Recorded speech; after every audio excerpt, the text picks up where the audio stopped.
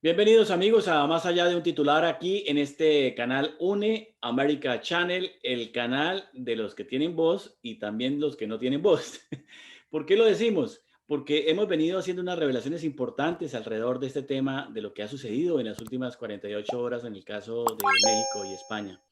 Nos preocupa notablemente el hecho de que el presidente de México haya planteado a la opinión internacional una frase de decir, por ejemplo, que coloca en pausa a España, pero no hay ninguna evidencia ni ninguna argumentación de tipo jurídico que tenga que ver con el tema internacional ni más. En fin, eso también ha causado una preocupación muy grande y lo que va viviendo México y América Latina en general, según también el informe de Reporteros Sin Frontera, en la última década han sido asesinados 139 periodistas. ¿Cómo nos duele eso?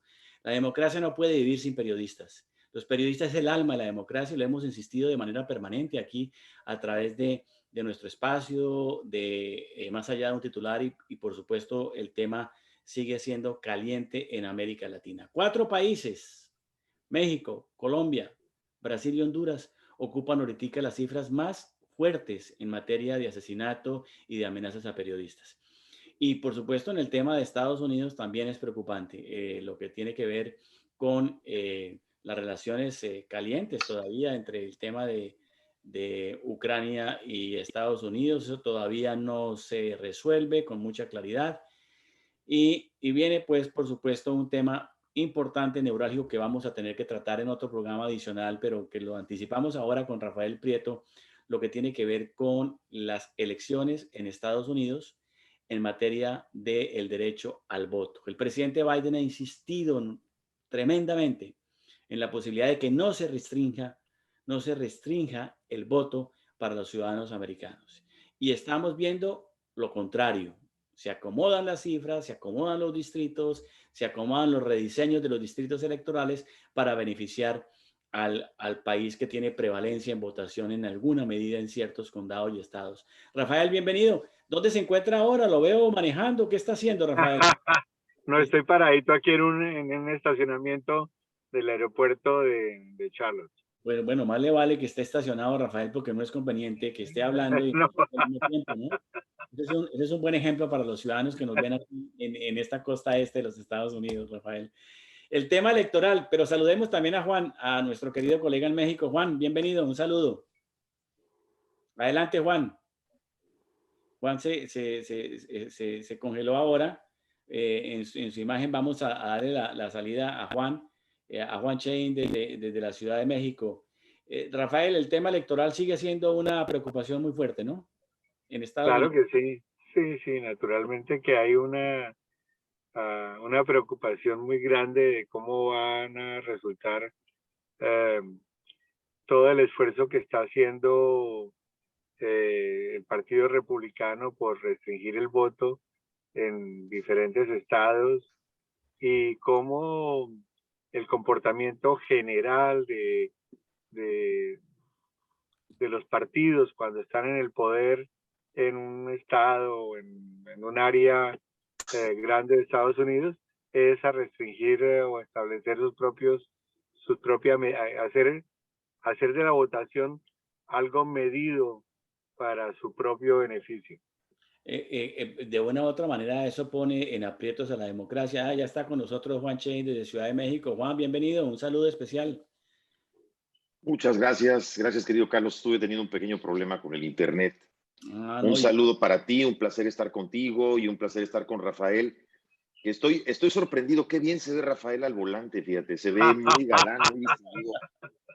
Si no fuera mi maestro de periodismo, Yo diría que es así como uno de esos galanes otoñales de telenovelas que estilo del Sean Connery, del Sean Connery de esas películas Oh, de La Roca por alguna razón Sean Connery volvía loca a mi novia de aquel entonces. Bueno, a partir de ahora ya queda nombrado yo- Rafael como el principal protagonista de las telenovelas hispanas en los Estados Unidos. No, no, además que le gusta ese género del género dramático y teledramático de las no, telenovelas. no, más bien me gustan los culebrones malos. Ah, los culebrones malos. Oye, fíjate que yo tengo una afición por los culebrones malos, de esos que de repente son tan malos, que no puedes dejar de verlos.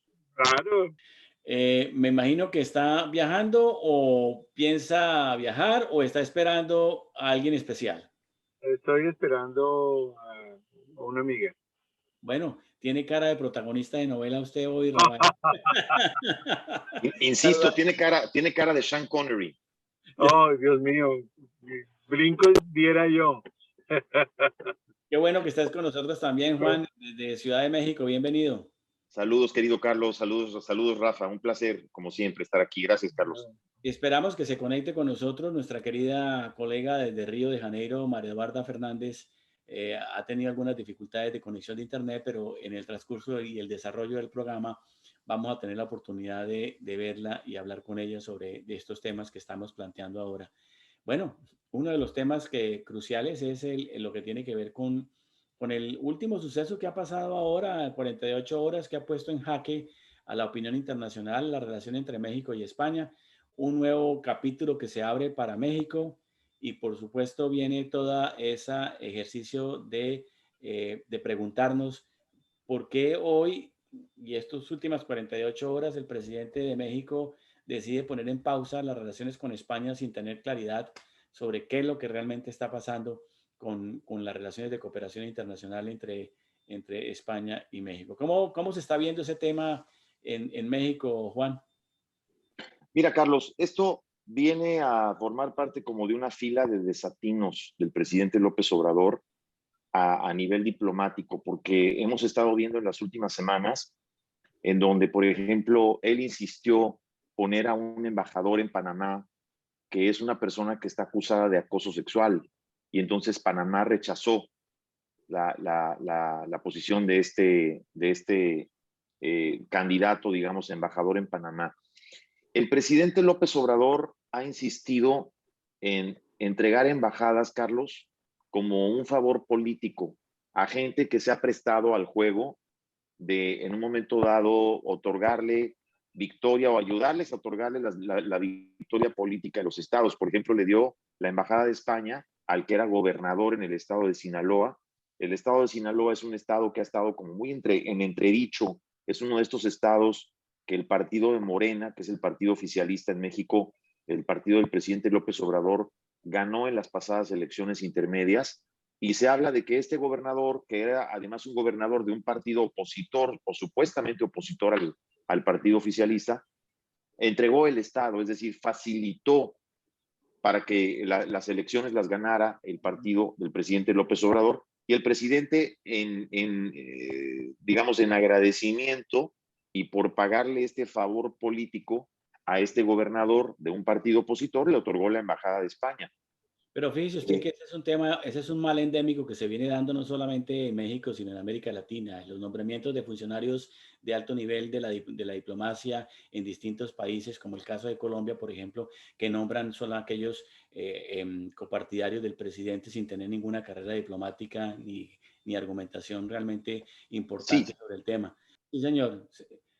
si te decía que entonces un acto de corrupción es aceptar cargos políticos o cargos públicos cuando no estás capacitado para ellos. Es decir, es tan corrupto el que entrega un cargo público como el que lo acepta cuando sabe que no está capacitado para ese cargo. En el caso de lo que está pasando en España, Carlos, contestando tu pregunta, se ha hablado en las últimas horas, pues mucho del desatino de López Obrador, de hablar de un break, porque no puede salir en una conferencia el presidente a decir que se quiere dar un break como cuando hablábamos en la secundaria de darte un break de la novia o del novio, cuando ya no querías andar con él y le decías, pues vamos a darnos un break como para ya no andar con él, pero al mismo tiempo como para dejarlo ahí apartadito, como para que no se enoje y Claro. para no tener que tronarlo, pues le decías, pues mejor te doy un break. Y los Y que la tienen, realidad, los que tienen, Juan, y los que tienen el break salen a comerse en la lonchera de los partners. exacto, exactamente. Entonces, Me doy un break para hacer lo que A Rafael le quieras. ha pasado eso por la sonrisa que vemos. Y entonces todo esto, sin duda alguna, y esta es una opinión personal mía, es, Carlos, una cortina de humo, una de tantas cortinas de humo que López Obrador, el presidente López Obrador, tira al ruedo para cubrir algo que se ha estado comentando muchísimo en México, que es un conflicto de interés y un acto de corrupción en el que está involucrado su hijo. Su hijo mayor está involucrado en un acto de corrupción. Se le descubrió una casa en Houston, es una mansión en Houston, que tiene un valor de más de $1 millón, una mansión de lujo en el condado de Conroe, un condado bastante de gente pudiente, que se descubrió que es una casa que además está prestada por una compañía que es el quinto o el cuarto contractor más importante de petróleos mexicanos. O sea que es un caso claro de conflicto de intereses. Y parece que el presidente, Carlos, para taparle el ojo al macho, en estos actos de corrupción que le están costando un pedazo tremendo de popularidad a López Obrador, está tratando el presidente de bifurcar con un distractor como es este distractor de lo que está pasando en España para desviar la opinión pública hacia ese tema y no al tema de su hijo, que le está costando políticamente muchísimo en este momento a López Obrador. Rafael está con nosotros todavía escuchándonos. Rafael, adelante. Sí, sí, señor, los estoy escuchando. Rafael, Los estoy escuchando. usted en la experiencia que tiene de cubrimiento periodístico en los Estados Unidos en los últimos 30 años, ¿tiene usted, por ejemplo, referencia de cómo se ha manejado la diplomacia de los Estados Unidos con base en burocracia y en favorecimiento político a ciertos líderes políticos aquí o no? ¿O cómo mira usted ese tema? No. Regularmente la, la democracia en Estados Unidos o el manejo de la diplomacia, existe un cuerpo diplomático de carrera. Sí, ocasionalmente los presidentes designan a amigos o a personas que consideran importantes, pero de todas maneras hay un aparato establecido de gente que tiene experiencia en el manejo de la diplomacia del país y en unos criterios básicos. No es cuestión de que de pronto a un presidente con excepciones como los más recientes, de pronto decida parar por un tiempo las relaciones con otro país. Eso no existe aquí en Estados Unidos. Oye, fíjate que te iba a comentar que, por cierto, Carlos, la visita de John Kerry el día de ayer aquí en México, la visita al presidente López Obrador, se ha hablado de una visita muy dura, se ha hablado de un manotazo muy fuerte en la mesa. No sé si tú sabes, pero el presidente López Obrador está tratando de impulsar una reforma eléctrica que tiene muchos puntos que atentan, van en contra completamente del Tratado de Libre Comercio que hay entre Estados Unidos y México y Canadá. Entonces, evidentemente, la administración de López Obrador, Carlos, está pasando por una serie de problemas que envuelven un estatus muy alto de corrupción, de corruptelas, que además, lamentablemente, son corruptelas que están ligadas directamente a su familia, y me refiero a sus familiares directos. Hagamos un poquito de memoria. Se han descubierto videos donde los hermanos del propio presidente Carlos reciben dinero en una etapa de campaña, reciben dinero de bolsas de funcionarios, incluso de otros partidos que estuvieron en el gobierno en aquel entonces. Se han descubierto videos donde los hermanos del presidente reciben dineros de empresarios. Pero ¿de qué hermanos estamos hablando? ¿Los del presidente cuántos son? ¿Tienen nombre propio o se ha hecho la denuncia? Sí. El presidente tiene dos hermanos, Martín y Pío. Pío López Obrador y Martín López Obrador han sido descubiertos recibiendo sobres de dinero. lo cual es un delito, está considerado como un delito electoral, porque este es un dinero que no estuvo reportado en la campaña de López Obrador. Se han descubierto actos de nepotismo en donde está involucrada la cuñada del presidente, la sobrina del, perdón, la prima del presidente, la hermana del propio presidente Carlos, que reciben contratos multimillonarios, y todo esto escudado bajo la empresa Pemex, bajo Petróleos Mexicanos.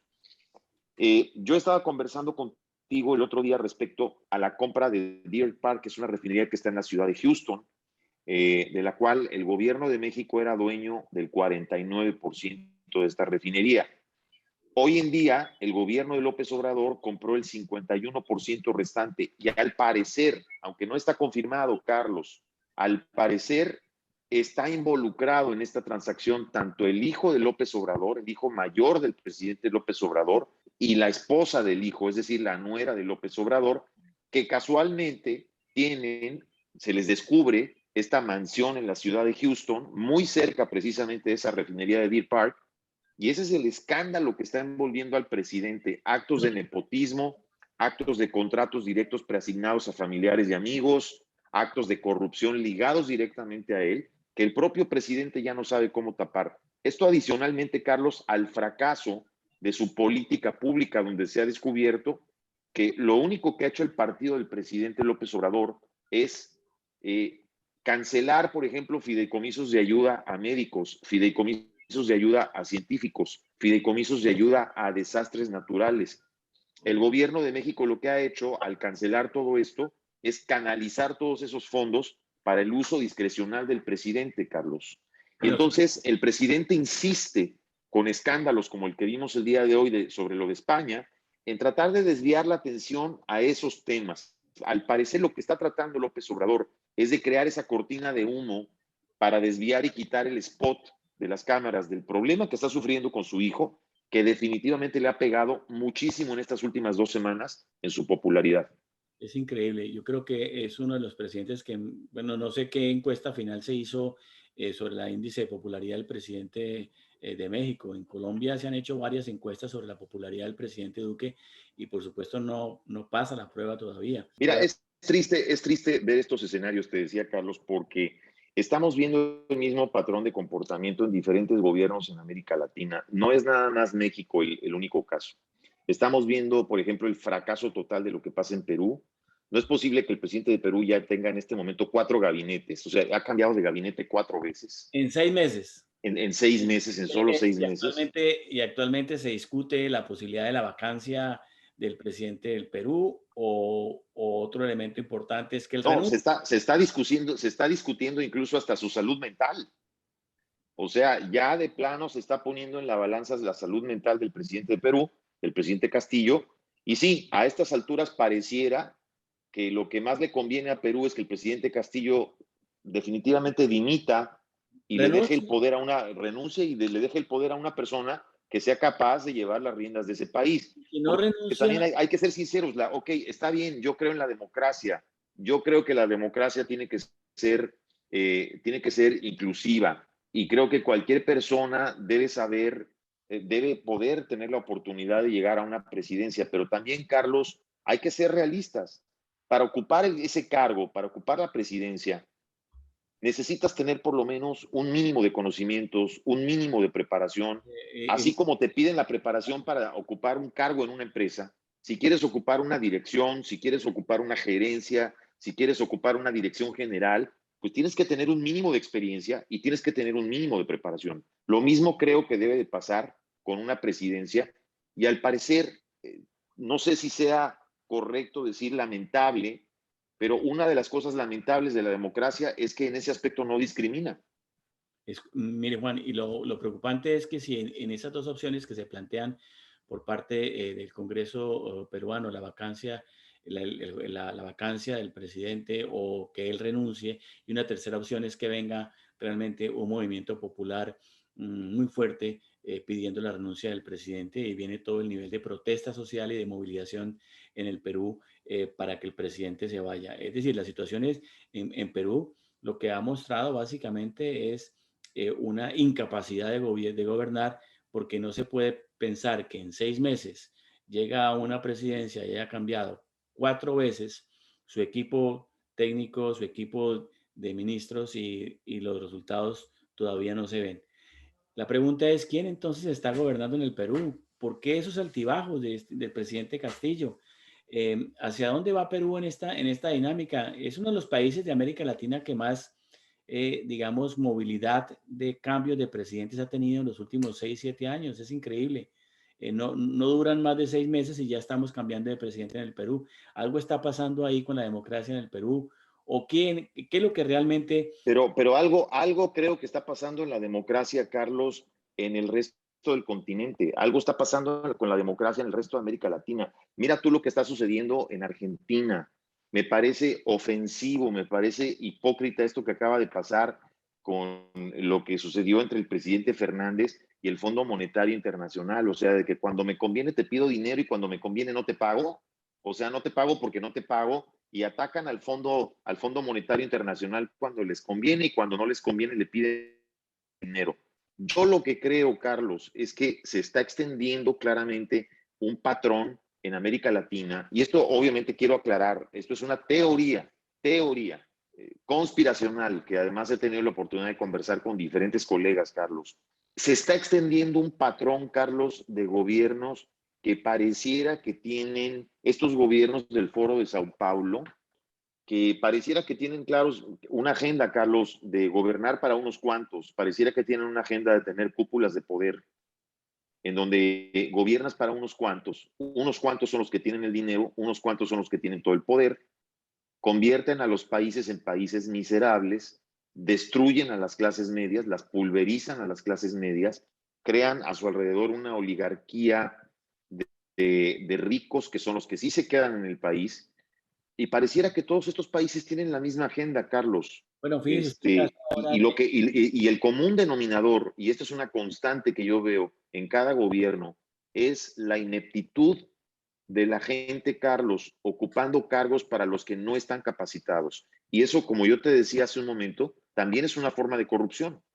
y sobre todo que ese tipo de gobiernos están cooptando a las principales poderes judicial y poder legislativo para armar toda una situación que permita precisamente no renovar los espacios de la democracia. El caso de Nicaragua es otro caso patético, Patético. como la justicia nicaragüense ha cerrado filas alrededor del dictador Ortega, desconociéndose el tema de la democracia. Hoy miramos ya como una exguerrillera sandinista que estuvo con él trabajando, Dora María Telles, fue presa por el gobierno de Ortega y fue condenada por la justicia nicaragüense a 8 años de prisión, además de los 120 líderes y miembros de partidos políticos en Nicaragua que están siendo en este momento enjuiciados eh, por supuestos conspiración del gobierno, conspiración contra el gobierno sandinista. Esto está demostrando realmente que la democracia en América Latina no está teniendo el nivel de aceptación. Las personas en general, lo que usted mencionaba anteriormente, el tema de la clase media ha desaparecido totalmente, el nivel de pobreza y marginalidad ha venido creciendo, el nivel de desplazamiento, las migraciones, es decir, se viene dando una constante histórica en América Latina que de una u otra manera lo que uno se pregunta es cómo responder a esas dinámicas frente a este tipo de gobiernos malsanos y gobiernos que llegan al poder y hacen todo lo contrario a lo que están diciendo. En Nicaragua el fenómeno es absolutamente patético. El caso de El Salvador pasa exactamente igual. Nadie pensaba que este joven presidente de El Salvador tuviera estos dotes de autoritarismo y de dictador también. Cooptó completamente la Asamblea de El Salvador y hizo también una enlace muy fuerte con las autoridades judiciales de El Salvador y está pasando el mismo fenómeno del caso de Nicaragua, el fenómeno de lo que viene ahora para Colombia, un proceso electoral entre la incertidumbre, el miedo y la renovación, tres palabras que están jugando ahí. Hay una gran crisis política institucional ahora en Colombia con todo este tema de la corrupción política en contratos y demás, un presidente autista que no funcionó, que no operó, que permitió que la corrupción cooptara los tejidos institucionales más importantes del país. Estamos viviendo una temporada de crisis muy fuerte en las democracias en América Latina. Y lo que viene para Estados Unidos, ni se diga, Juan, ahora se nos avecina el Bueno, tema ya viste la inflación. Ahora sí es oficial, Carlos. 7.5, 7.6. Ya, ahora sí oficialmente es la inflación más alta en la historia de Estados Unidos. y se nos avecina este tema del proceso electoral ahora para el próximo mes de noviembre, donde va a haber una batalla campal entre, Campal. entre republicanos y demócratas, los republicanos modificando el proceso electoral, rediseñando los distritos electorales, cada estado de acuerdo a darle prevalencia para los futuros triunfos electorales. Ya este es un tema que lo vamos a trabajar en detalle, Juan. Rafael Prieto va a estar con nosotros haciéndonos un gran detalle de lo que pasó en Carolina del Norte, cómo la Corte Suprema de Carolina del Norte echó para atrás el diseño y la puesta en marcha de los distritos electorales que se habían conformado en Carolina del Norte por parte del Partido Republicano. Pero hay 17 estados más trabajando en esa perspectiva, en la perspectiva de modificar los diseños y los distritos electorales para darle prevalencia a su partido y establecer triunfos electorales para el próximo mes de noviembre. Lo que queda claro es la importancia del derecho al voto, la importancia de votar sanamente, votar por los candidatos que realmente lleguen a un nivel de entendimiento y de comprensión y que de una u otra manera candidatos que sean serios en la ejecución, serios en la disponibilidad de trabajar y de gestionar lo público, candidatos que realmente responden a una mirada de conciencia, porque lo que estamos viendo ahora en América Latina es candidatos que llegan con un gran nivel de votación y de población cercana, como Pero muy poca preparación. con el caso de México, pero muy poca preparación.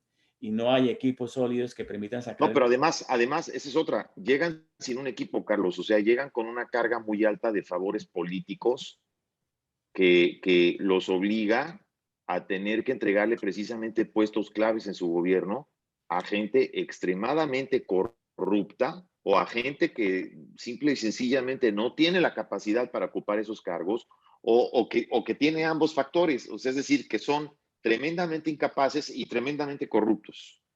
Bueno, temas que todavía van a quedar girando sobre el particular, pero vamos a tratar de analizarlos con especialistas y con los equipos que trabajamos en más allá de un titular. Creo que estamos llegando ya al final, Juan, de este espacio. Vamos a tener para los próximos... Sí, fíjate que yo quería redondear, Carlos, antes de salir, el tema que tocaste sobre los periodistas. Mira, la situación que está pasando en México es verdaderamente lamentable. Llevamos 5 periodistas asesinados en los últimos 20 días, prácticamente casi un periodista cada semana. México, Carlos, ya se convirtió en el país más, oficialmente, México ya es el país más peligroso para ejercer el periodismo en América Latina, en el continente americano. Los países que están arriba de México son países que están oficialmente en guerra, países como Irak o como Irán. Es verdaderamente doloroso, pero es verdaderamente doloroso, Carlos, estar en un gobierno, además de tener estos casos de periodistas asesinados, además de que los periodistas en México hoy nos jugamos la vida, además de que estos casos tienen un 99.5% de impunidad, Carlos, porque estos casos, los casos de agresiones a periodistas tienen más de un 99% de impunidad. Y esto no estoy exagerando, estos son datos que tiene Artículo 19, son datos que tiene... ¿Reporteros Sin Fronteras? Reporteros Sin Fronteras. Entonces, no estoy exagerando, estos son datos que ahí están, que los tienen ellos. Entonces, es verdaderamente doloroso, pero es verdaderamente doloroso, Carlos, ver un presidente como el presidente López Obrador, que todos los días utiliza la tribuna, el púlpito presidencial, es decir, los medios de comunicación, los periodistas. Desde donde él da su conferencia matutina, atacando a los periodistas y señalando a los periodistas sin entender el efecto que esto causa sobre la gente que lo sigue, que de pronto, sin saber o sin desconocer, lo que está haciendo el presidente es alentar a una turba de personas, Carlos, que pueden atacar en cualquier momento a cualquier periodista por el simple hecho de ser periodista. Y por el otro lado, doloroso ver periodistas que están cooptados, que este gobierno les proporciona cantidades multimillonarias de dinero para que le aplaudan, para que hablen bien de él, ver medios que están completamente cooptados, Carlos, o ver medios que están asustados, realmente asustados, y que por miedo ya no quieren hablar, están tratando de amedrentar a los periodistas para que no hablen. Es decir, en este momento en México, cualquier periodista que no está de acuerdo o cualquier periodista que ejerce su libertad de expresión está en riesgo o corre riesgo por el lado por lo menos de su vida. Pero mire, Juan, yo creo que hay un tema interesante el que usted acaba de tocar sobre la manera como se amenazan y se asesinan a los periodistas en América Latina.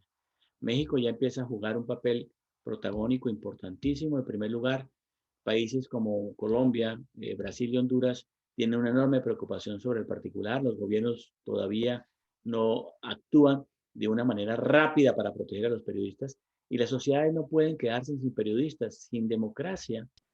Sin periodistas no puede haber democracia. La democracia empieza a fallar, empieza a golpear muy fuertemente el tejido público de las naciones.